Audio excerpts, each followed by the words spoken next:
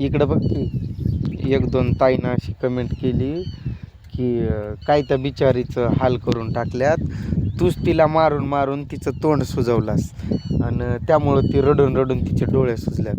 मी मारलंय ना तुझं हे असं केलंय? अशी थोडे बोल ना. नाही. थोडं पण आवाजच तिचं निघेना. ती रडली खूप ना त्यामुळं.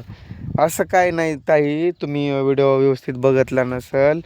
हिच्या भावाचा मुलगा काल तो पाण्यात पडून एक्सपायर झाला ना, त्यासाठी. त्याच व्हिडिओमध्ये 1-2 ताईची कमेंट पण होती की एकाने तरी काळजी घ्यायला हवी, आई किंवा बाप कोणीतरी. तेच आहेत का?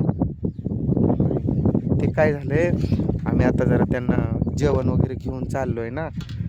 म्हणजे कसं असतं आमच्याकडं, असं काही घरात दुःखद घटना घडली असेल तर 2-3 दिवस चूल वगैरे नाही पेटवत. मग आपलं गाव त्यांचं गाव लांबच आहे. मग प्रत्येक टाईम नाही जाणं झालं आपलं तरी आपल्याकडून एखादा वेळेचा तरी आपण जाऊन करून यावंच लागतं. आता आम्ही आलो आहे सकाळी, मग दुपारी नाही गेलो आम्ही, म्हणून आत्ता चाललो.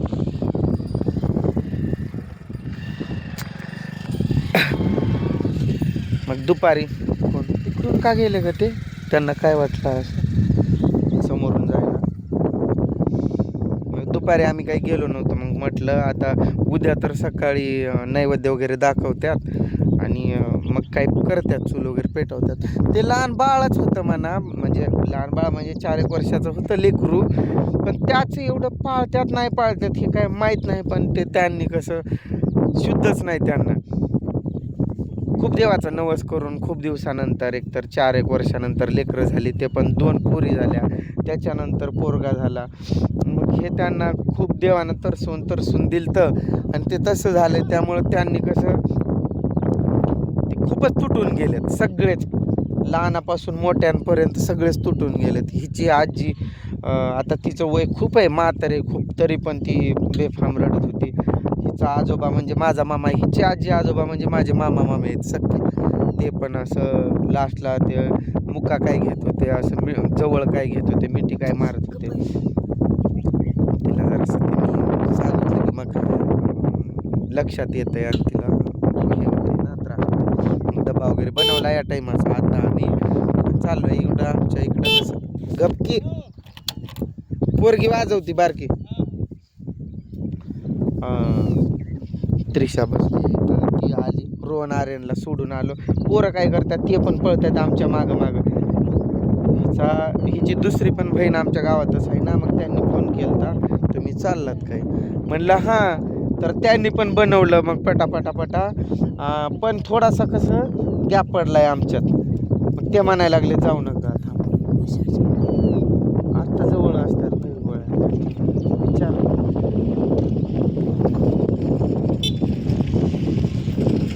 गोळ्या आहेत का जवळ? हिला जरा रडल्यामुळं आवाज निघाला नाही. काय करावं लागेल, काही घरगुती उपाय? गरम पाण्यात टाकायचं. हे झालंय ना जरा, मग ती रडल्यामुळं. हो, फॅमिली डॉक्टर आमचे.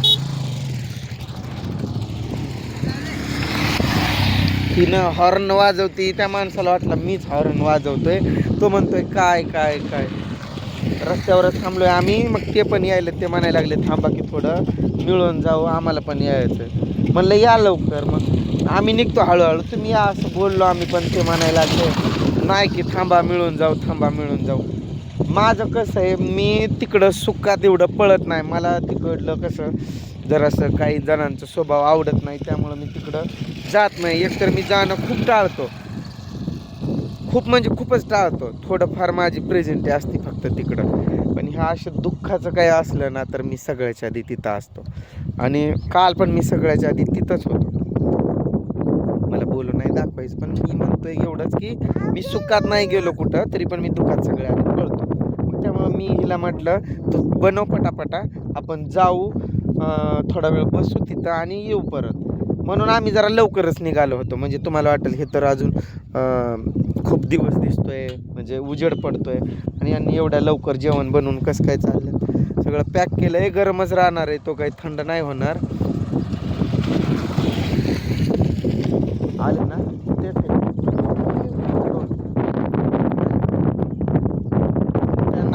आपण तर निघू तर ते नाही, तुम्ही पण थांबा करायला म्हणून थांबलो.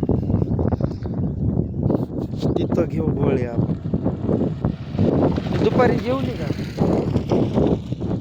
मी पण गेलो तिकडं लांब जाऊन झोपलो होतो. शाळा आहे आमच्या गावात, मोठी शाळा आहे तिथं, पटांगण खूप आहे. घरात आम्हाला दमच निघत नाही, पत्र्याचं शेड आहे ना, त्यामुळं खूप गरम होते. म्हणजे पत्र्याचं शेड म्हणजे पत्र्याचं घरावरून पत्रे आहेत आपल्या, मग त्यामुळं खूप गरम होतंय ना, त्यामुळं मी जाऊन झोपलो होतो. मग मला पण माहीत नाही ही जेवली का नाही. मला यांनी सगळ्यांनी फोन करत होते आर्यनाला उठवायला, पप्पा चला घरी जेवण करायला, चला उठा.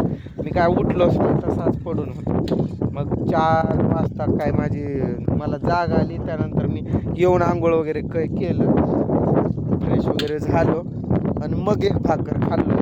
आता काय परत यायला खूप उशीर होईल. आता उद्या नैवेद्य पण आहे, उद्या पण जावं लागेल. माझं मत तिथंच थांबणार होतो मी आता, पण पोरं कसं ऐकतच नाही. मी माझं असं प्लॅन होता की आता गेलो ना परत यायचंच नाही, तिथंच थांबायचं, सकाळी नैवेद्य दाखवूनच मग परत यायचं. पोरं ऐकत नाही ना, रडत्यात खूप. ह्याची गोळ्या औषध सोबतच घ्यायला सांगितलंय मी, कारण हिला पण आज पण थोडासा ताप आलता. बरी आहे तू? बरी आहे?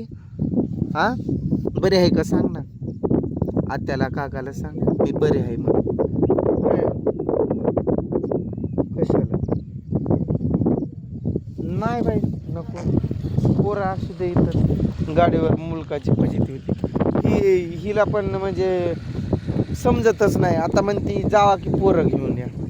कुठं जायचं म्हणलं की सगळं कुटुंब जायचं नसतो. तिला 17 वेळेस सांगितलंय मी की कुठं जायचं यायचं म्हटलं, सगळा कुटुंब पळायचा नसतोच कधीच. कोणती वेळ कधी कशी काय येईल ते सांगून येत नसते. त्यामुळं जरा एखाद्या तरी घरी लागतील का नाही. कोण रडते का? आर्यनचा आवाज येतोय काय?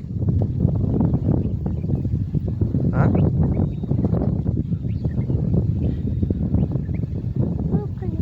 त्या झाडाजवळ कोण तर आहे. काय सांगता येत नाही, पोरं लय फॅट आहेत.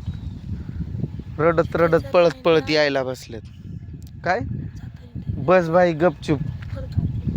असं तर तू लाड करून त्यांचं एका गाडीवर आता नाही बसत. पोरं बारके नाही राहिले, लय फजित होती. मला इथं बसावं लागतं या टाकीवर, पेट्रोलच्या टाकीवर, तेव्हा कुठं जागा पुरती.